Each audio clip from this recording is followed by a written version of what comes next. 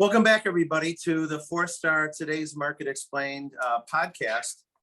Today, we're doing an interview with a gentleman named Christopher Rising, and a very interesting gentleman. We're going to learn a little bit about commercial real estate from the West Coast and Los Angeles perspective.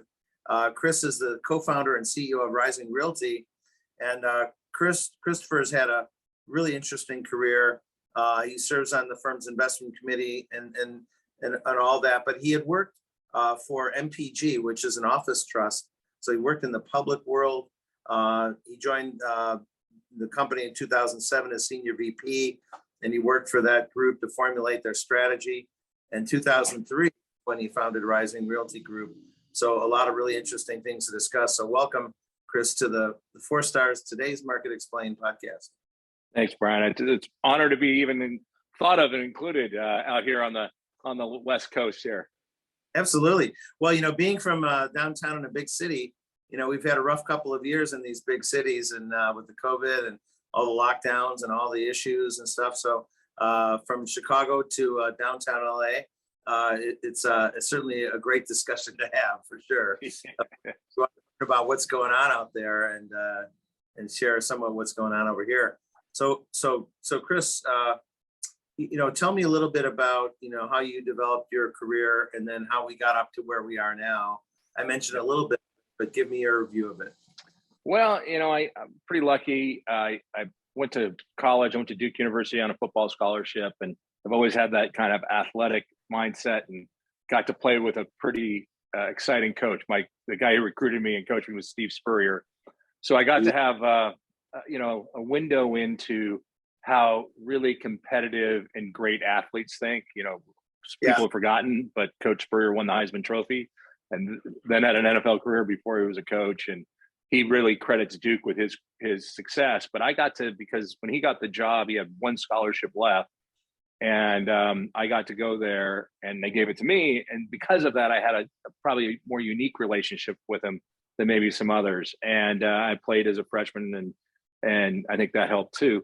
But I got to see how great athletes think and how competitive. I would say, yes, he was a great athlete, but it was a competitiveness. And then after my career was over, I taught and coached for a while, but then I went to law school, and I was for a very brief moment of time, I was a young lawyer who did office leases and purchase and sale.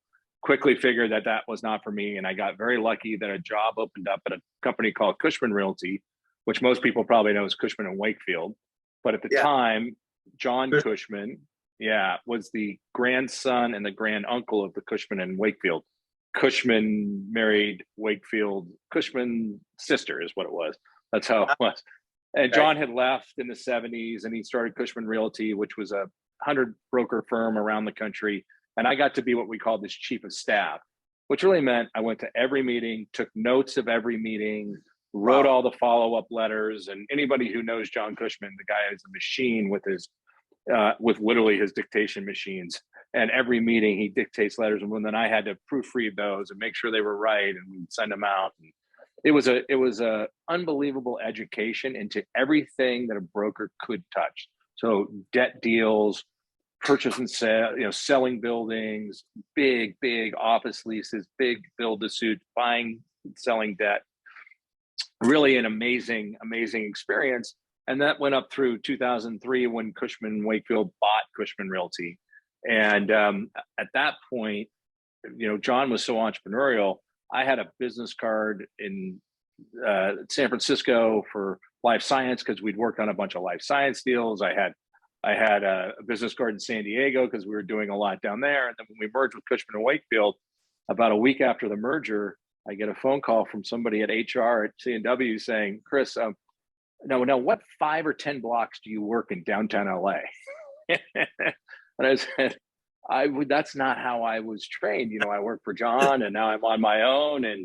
And so I kind of, after about a year, right when I was getting married, I said to my fiance at the time, I said, I just don't think I can do this 5 to 10 blocks, knowing all the tenants there. It doesn't work for Los Angeles. That works in New York, but it doesn't work here. So I kind of made a list and said, if I can keep 1 or 2 clients and keep 100% of those commissions, I could probably start a principal business, which is what I'd always wanted to do. And so that's what I did. I left and kept a client and made a commission that gave me some breathing room, and then started picking up the phone and cold calling for deals. And I got very, very lucky. I called a guy named Richard Safer, who was at UBS. No, not UBS. He was at Credit Suisse. And he was Oscar De La Hoya's money manager. And I called him because I kind of said, this is back when Magic Johnson was really doing a lot of real estate, and he had movie theaters. And I called him, and I called Richard, and I said, hey, can I get a meeting with you? I have an idea. And he said, sure, we'd love to see you. Come on in. He always kind of knew me as the guy who carried 3 briefcases for John, but we met, and we had pleasantries. And I said, I'm starting this principal business, and I just want to say,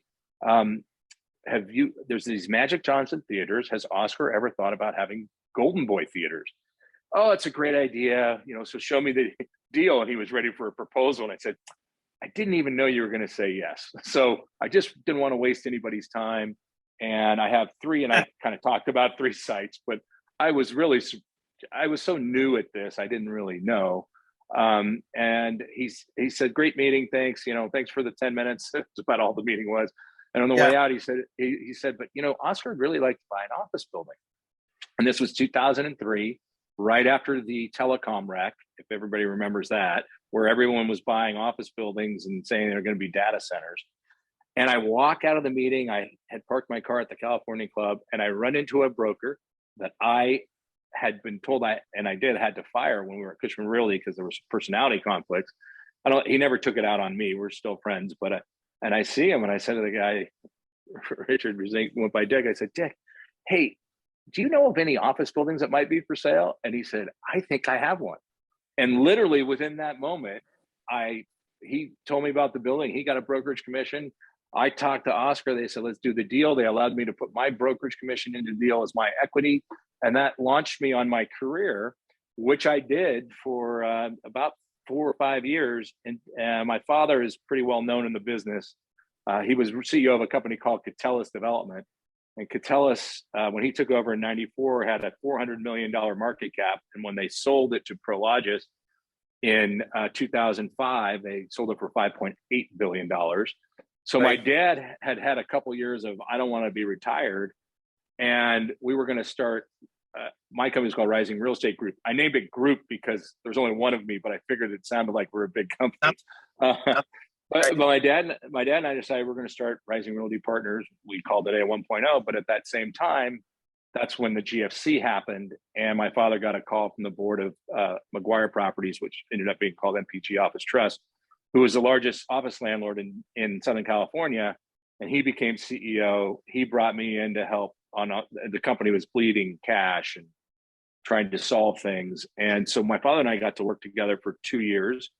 We got it positioned so that we could bring in some money, and we had a disagreement with the board. The board didn't like what was going to happen in terms of the dilution, and it was a disappointing experience. But out of that, I left. About 6 months later, my dad left, and we started Rising Realty Partners 2.0, which grew from buying one building in downtown Los Angeles to now we own about 5 million square feet.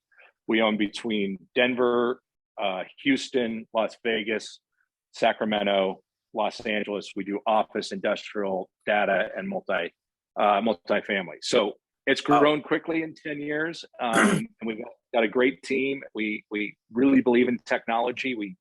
One of our 4 main guiding points of this company is we use technology as a force multiplier, and it's been a good experience. But I'm now at the age that I can say I'm going through probably my 4th recession here, because in the office, the industrial's been amazing, multifamily's been amazing, but I don't know how anybody can't say the last 2 years it hasn't been a recession in office. So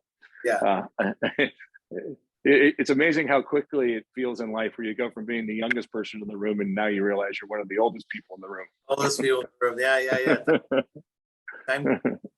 Well, so the commercial business has been pretty rough because everybody stayed home. And we were talking earlier about how a lot of younger folks still want to stay home, and hopefully they figure it out, because people have to go back to offices eventually. there was a reason we were in offices, and those reasons are still there.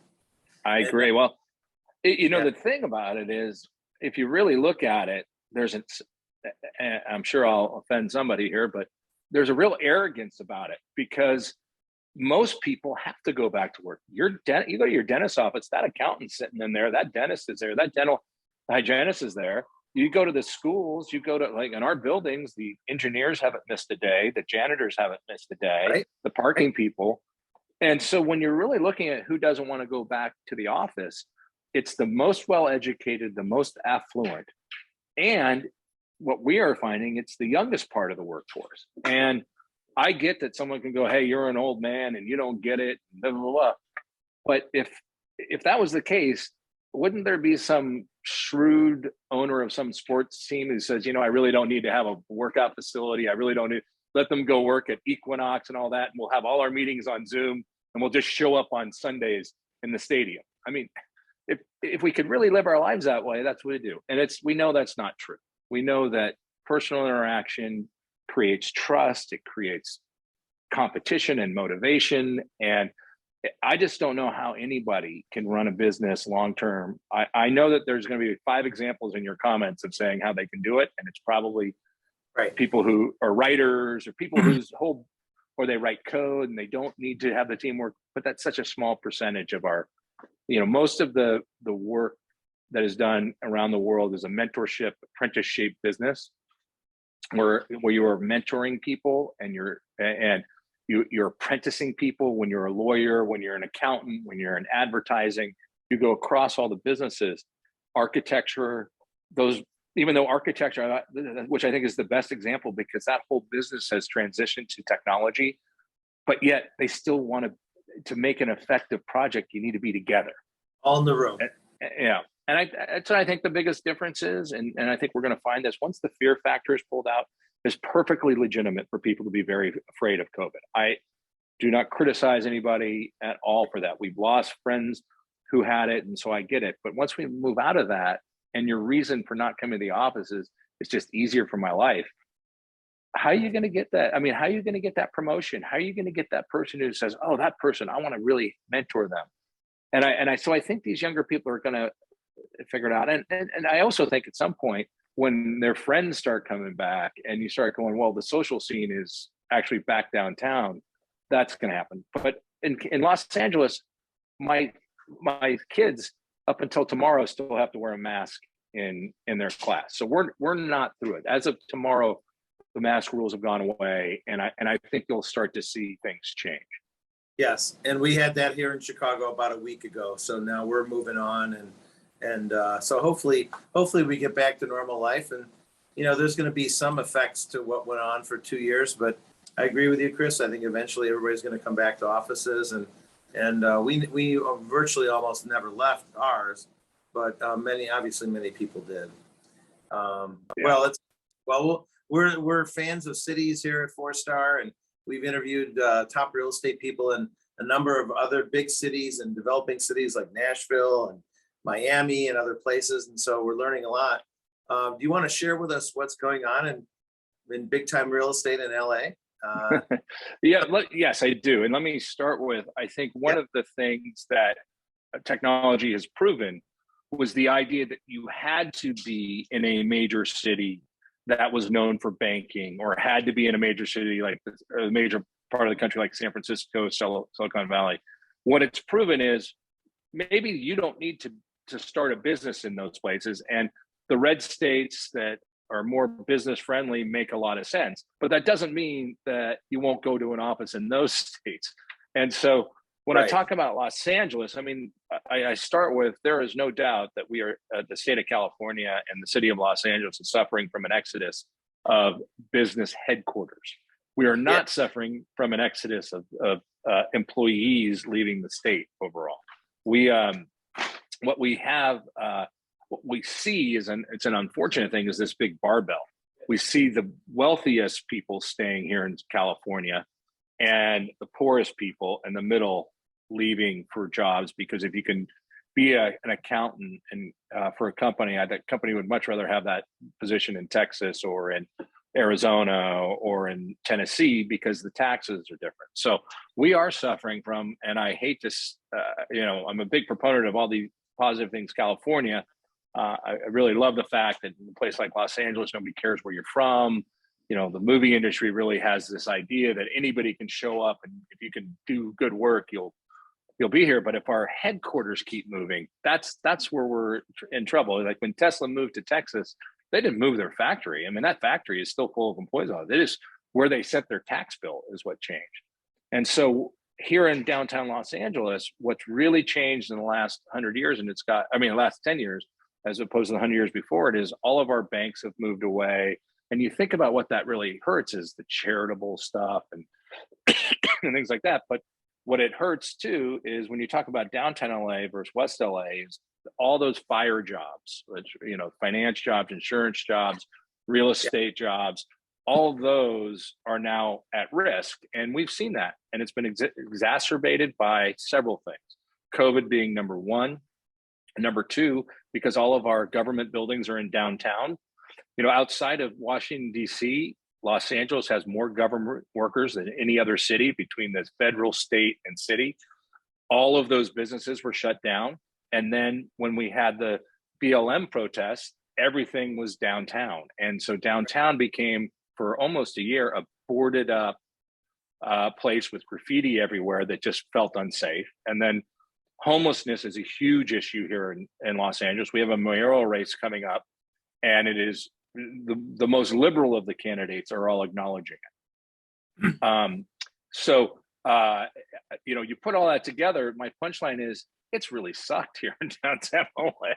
We track all of our tours. We own 3.5 million square feet, and we track all our tours. We have for years, and we should, in a normal week in downtown LA, we should have leasing tours from brokers that average about 5 to 7 a week, coming through, looking at space.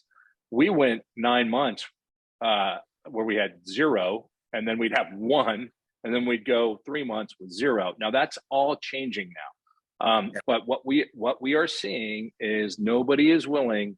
We haven't seen it in downtown LA, and I'll talk about West LA in a second because there's something else going on. But we have not seen any of the fire tenants, the major law firms, the major accounting firms, the financial firms, do anything other than extend for 2 or 3 years. So that tells me people haven't figured it out. But at the same time, you get outside of downtown LA, the tech tenants have been coming in and just scooping up space.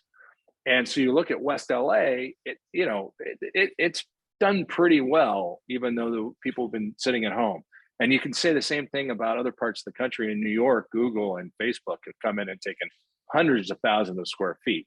So it makes me feel very good that the companies that used to be oil companies, used to be big banks, are the biggest businesses we had in our country. Now they're tech companies, and those tech companies, whether it's techtainment like Hulu or Netflix or Google or Alphabet, they're taking up lots of space. So we believe it's all going to come back. I mean, I'll tell you one thing: LA traffic has come back in folds. So once people feel safe, I do believe people will get back on those public transportation, because you really want to spend an hour and a half in traffic. And now, if somebody was on that chat thing, I'm sure they come back and say, "Oh no, we're not going. That's why we aren't going to go back to the office." And we'll see how that fight goes. I can tell you from our perspective, we have pretty much moved to a hybrid, but there are certain days, Mondays included, because we're not going to do one of these Fridays you don't have to work in the office thing. You got to be here. I mean, that's our big day. We start the week strong. We go through all of our acquisitions, but boy, I just talked a long time, and I'll go back to the punchline. It's been really tough. And it's been sad to see the sundry shop where you go get your Tylenol or your soda, or the salad shop or the sandwich shop. It's been really hard. The dry cleaner. It's been really hard to see these people lose their businesses, because downtown LA had 500,000 people a day coming in just for the day and leaving. You lose 500,000 customers. That's been really sad, and it's been very tough. And I know that's what the president was talking about when he talked about let's get people back. Absolutely. And then that happened in all the major cities, including Chicago as well. But it seems to be coming back. It's coming back now. And the 405 is the parking lot again, which is yes, right. And, it is. I do like. Go ahead. I do like what the mayor New York said, he tends to have some good quotes, but he said, if you can go to dinner in a bar, you can go to work. Yeah, that's right. That's right. Yeah. So, well, we're social beings. We need to be around others. Eventually, it'll all come back. It may lag a little bit here, but it looks like things are coming back. I don't see it too much in rent abatements either. I'll tell you that. People are preparing for things to come back. How do you see it playing out now? Like in your area there, of course, you're not just LA, you're all over, Yeah. but what does it look like in the areas you work in? The red states are on fire in a good way. Rental rates keep going up. We are in all asset classes. The multi-tenant light industrial seems to be the hottest class. Well, the multifamily is by far Yeah. just on fire. And that's in all states. But for us, industrial, there's clearly the work has changed. Most of my career, and probably your career, Brian, if you were a business that relied heavily on warehouse, and storing things in your product, you had that somewhere, but you put your office in a nice glitzy tower, and because you wanted to prove you were a player. We're seeing more and more people saying, maybe I don't need that office space. Give me something where I can build out 2,000 square feet, and I'll put my office workers in that at less rent, and I'll work out of my social club, or I'll work out of a small office in downtown. And so we really are seeing multi-tenant light industrial. And just to define that for people, that means obviously you have multiple tenants, which therefore produces a kind of a diversified rent roll. You're talking about buildings, like 2 to 10 buildings in a project, about 20,000 to 100,000 square foot buildings, tenant suites that are like 1,500 up to 15,000. Maybe there's 1 or 2 tenants that are 50,000, and it's for distribution, it's for warehouse, it's for e-commerce fulfillment, it's for shallow small bay, it's industrial showroom. If you think about that, think about the furniture vendors. So it's not the Amazon, 5 football field long stuff that we play in, even though that market's on fire, but that's for the big REITs and the Blackstone. But we are really seeing multi-tenant across. I mean, Las Vegas has been on fire. Texas, between Houston, Austin, Dallas, and San Antonio, that product has been terrific. And it's nice to be able to go to our investors and say, yes, rent went up the last 3 months. And when I get on the phone with some of our sovereign wealth clients and some of our insurance companies have to say, well, in office, we're hanging in, that's a tougher conversation, but Yeah. it is what it is, right? You gotta be as honest and upfront with everybody, but it's an easier conversation on the MTLI. Is what multi-tenant light industrial, MTLI is what we define it as. Then when you talk in terms of West LA, where is West LA or in your area? That's not downtown, which is further east, right? East and north. So downtown LA is the middle of the wheel for Los Angeles. It's where the center of all its public transportation is. It's where the convention center is. It's where the city and state governments are. And if you look at the history of LA, the reason it was there is that was where the water source was, the LA River. Over the years, as we've gone west and east and south and north, West LA, which is where I would call that from the ocean to the 405 freeway, 405 freeway to kind of what I would say a street like Crenshaw. And then there's enterprising developers like myself that if we own something close to that, we keep pushing that West LA line further east. But the reality is that's where the entertainment industry has made their home. And the reason they have is because Disney and Warner Brothers are just on the other side of the Santa Monica mountains. And before traffic was outrageous, it was an easy pop over.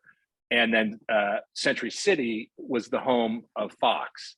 And so that got built out because of the entertainment, where the old, as my son loves to call it, Nakatomi Plaza, that building in Century City, that was the first office building that Fox had built and then created it there. And then it moved over into Santa Monica, and the Snapchats and the Facebooks, they were all taking space there, trying to attract young workers. And what's happened, unfortunately, it's really sad, is it is so priced out homeowners that nobody young can buy a home anywhere near where all these people are. It's just outrageous. And then with the new Rams stadium, communities like Inglewood now are pricing people out. And so the housing's a real issue, but that's where the people are putting that techtainment. When I say techtainment, that's Netflix, Hulu, Amazon Prime, and the Alphabets, the Apple, a place called Culver City, which was where Sony Pictures is, where one of the original movie studios is,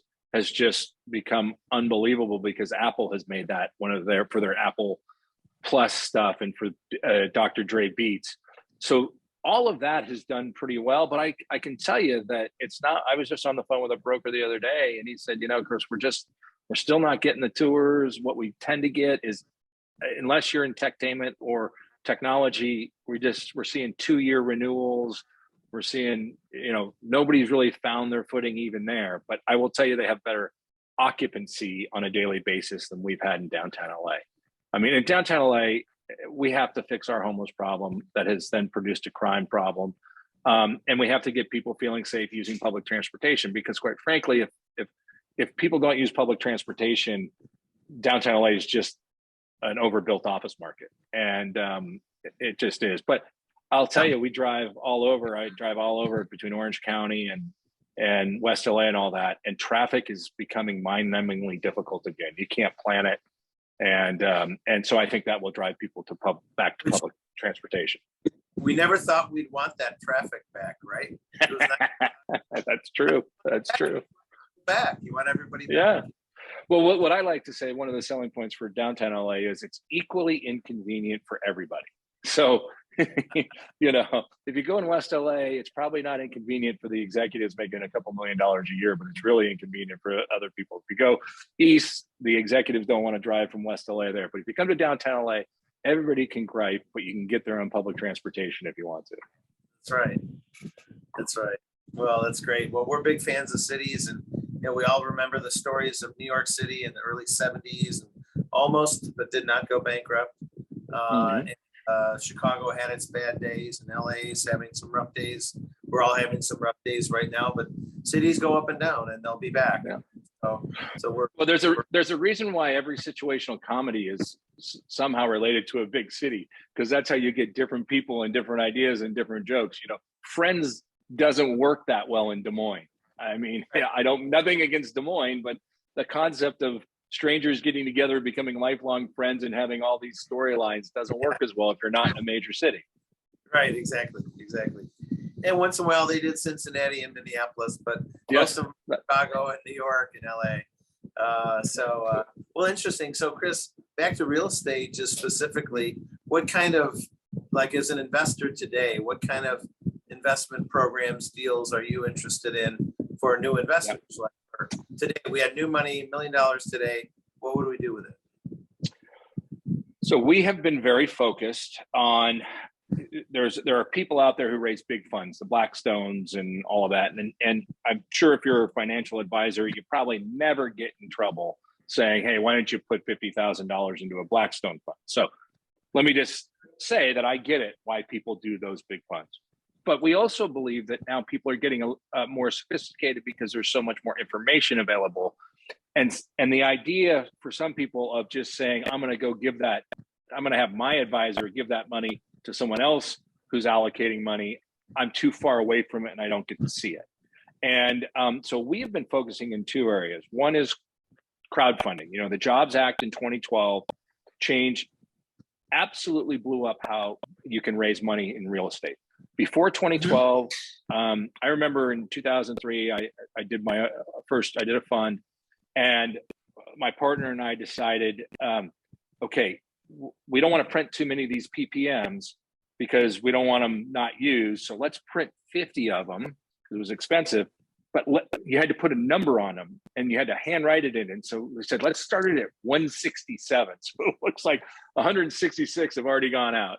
But the reason you had to do that is under the SEC rules, if someone said, no, I'm not interested, you had to get that back and keep it in your files. So if the SEC came, you could say, yes, sir, that I sent out 50 of these, here they are. 10 people said, yes, I've got the other 40 and here they are. The Jobs Act blew that up. You don't have to do that anymore. You can solicit accredited investors directly. Great. And so what we are doing now is two things. We have done deals with CrowdStreet, Realty Mogul, Those are our main ones. And now Cadre, where they are bringing limited partner capital to a deal we find. We put in our 10% as a GP, they're the LP. That's exactly how I've done deals my whole career, but that LP is usually a sovereign wealth fund, a big insurance company, a state pension fund. But what we've liked about this, while you have more investors, we get to do more of what we do in the sense that we're not constrained by by rules, by big. You get a big pension fund. There's about a book of 200 things you can and cannot do, and there's all these rules that are hard when you're a small operator who's trying to be entrepreneurial. So we've really liked these relationships where somebody can just go online, see the deal, invest through Cadre.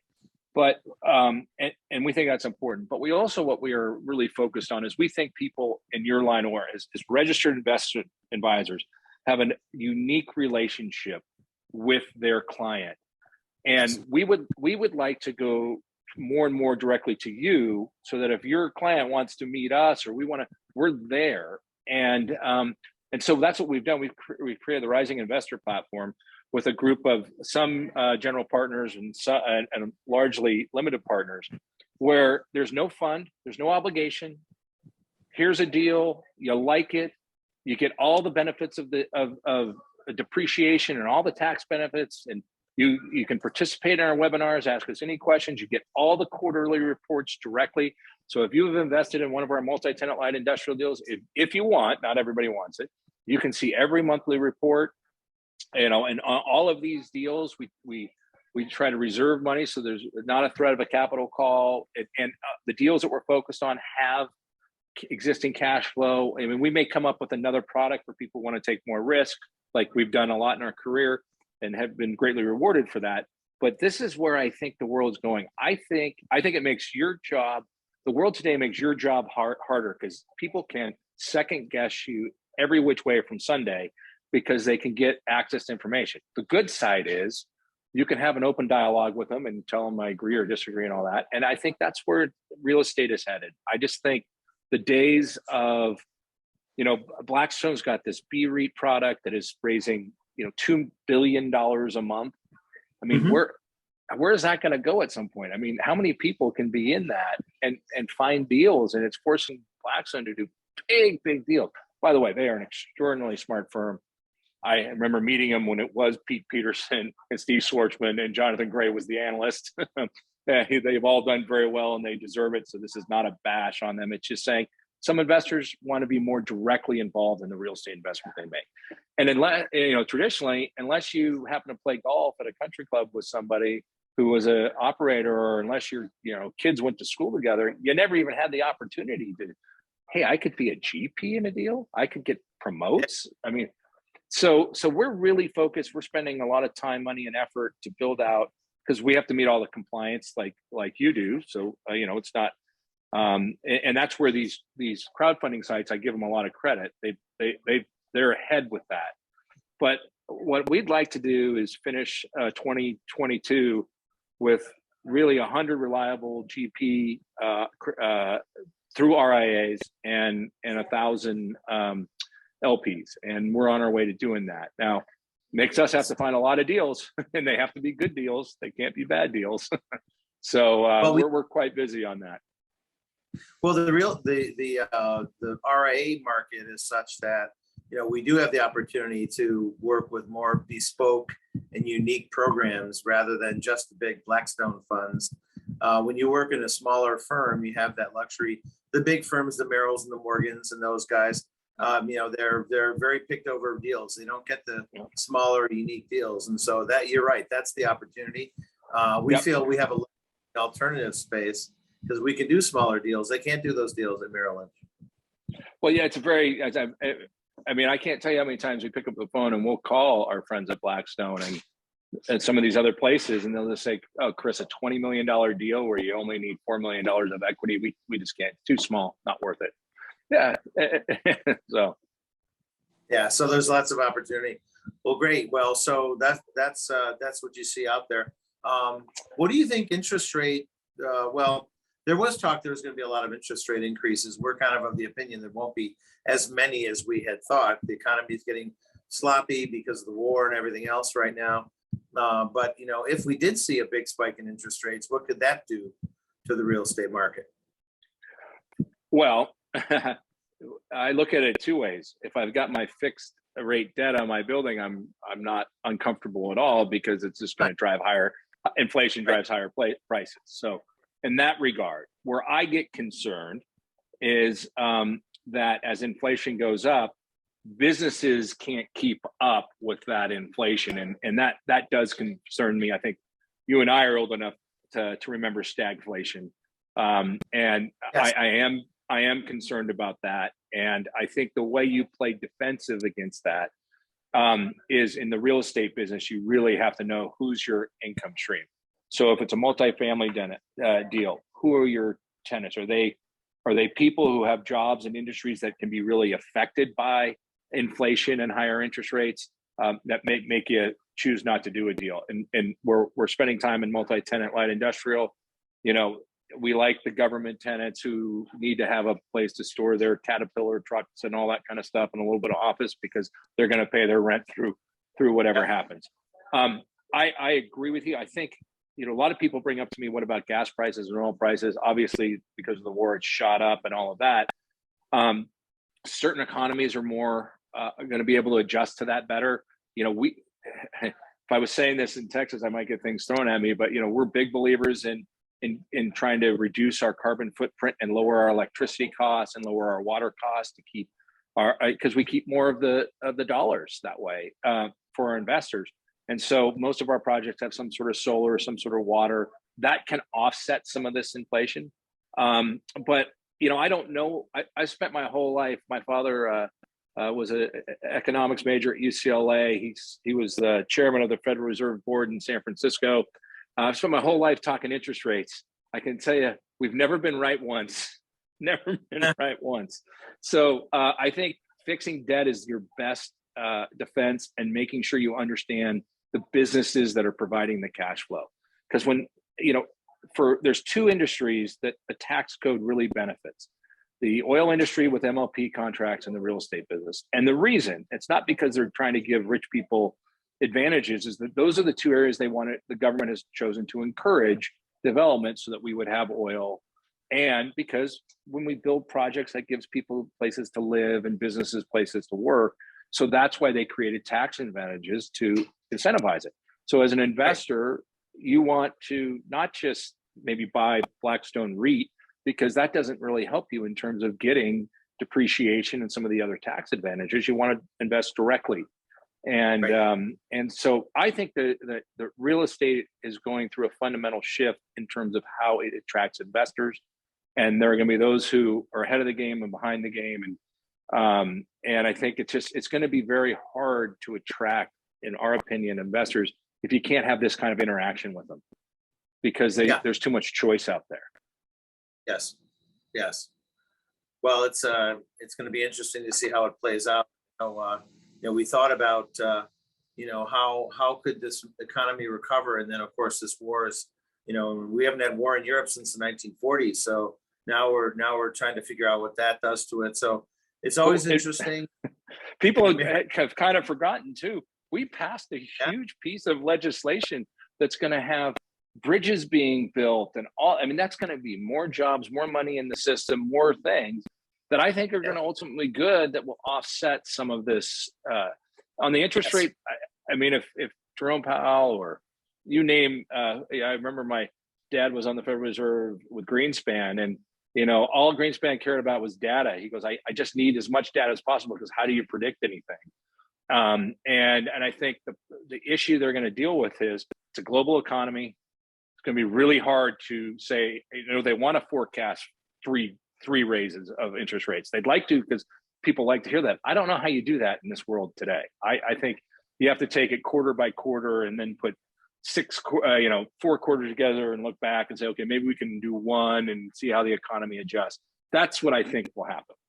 Got to be evidence based, and so the more predictions, the more confused people get. Let's just see what happens and see how it goes, right? Yeah. I think. Yep. So good. So you attribute your success to hard work, or good markets, or connections with, or tell Well, us. I think it's all these. I mean, I had a lot of advantages. I had a father who's a good man, is a good man, and very successful in the business, and very involved in issues around fairness and things like that. So I had a really good base. I had a couple really good mentors when I was a young lawyer and working for John Cushman.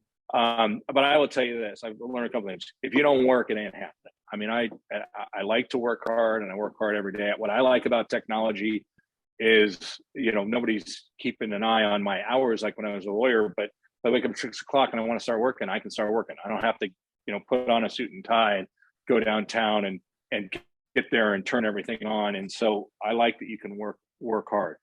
Anybody who says luck's not a part of it is lying to themselves.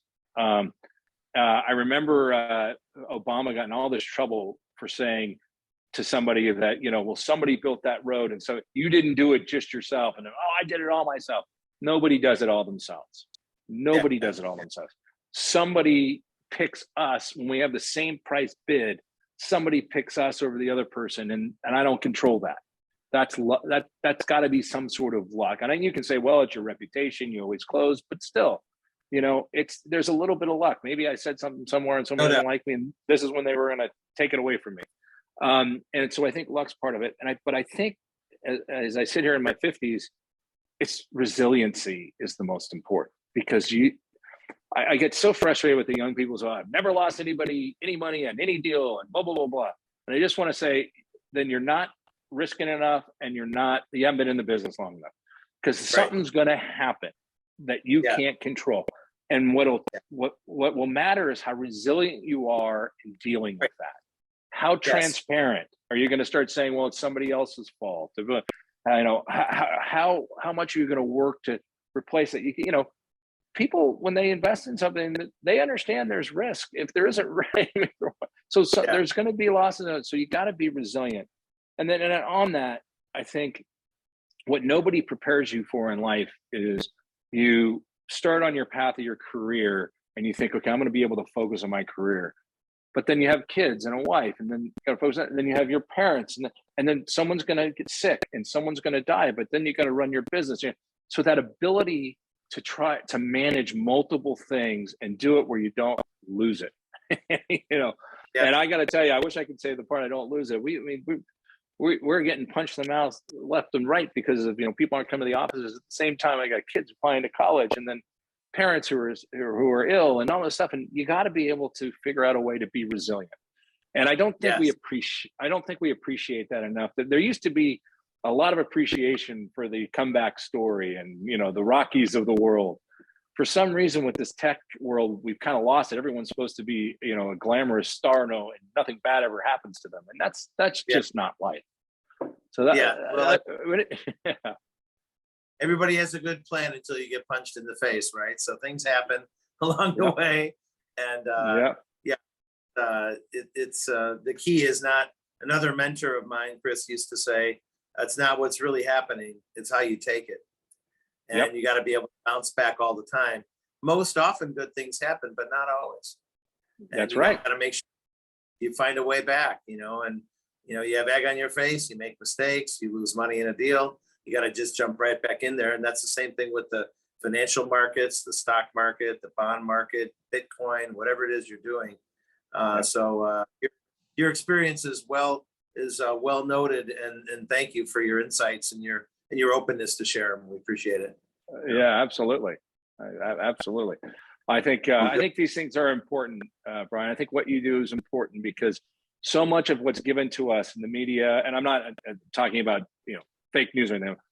So much that is given to us is designed to make us feel better. That's what television is all about. So they can sell soap or they can sell whatever. And I think it's really important we have avenues like this where people can civilly talk about things and feel comfortable to share their experiences, because that's where you really learn.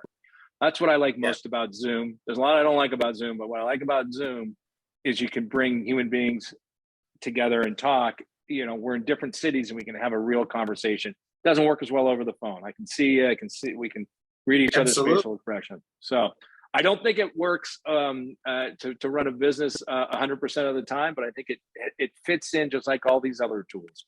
Just like I said to somebody the other day, a young person in our company, I said, I remember when the fax machine came along, and they didn't even know what I was talking about. So. We still have our old records and all that good stuff, right? Those are coming back. Come back. Anyway, well, thank you so much for being with us, Chris, on the 4Stars Today's Market Explained podcast. I think all of our listeners and then the folks seeing us on video clips as well on TikTok and Instagram and Twitter, they're going to be all that much more benefit for having seen you today and heard your great stories. So thank you so much. Really well, I appreciate it. We have a lot of content on our website as well. So risingrp.com. And we like to talk to people. So, I do a podcast myself.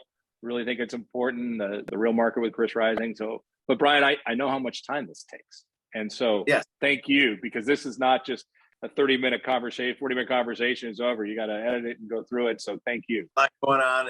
But thank you again. We appreciate it. Maybe we'll do another discussion maybe in the fall, see where things look like that. Love it. Thank you so much. Thanks for being with us. Thanks. Thank you.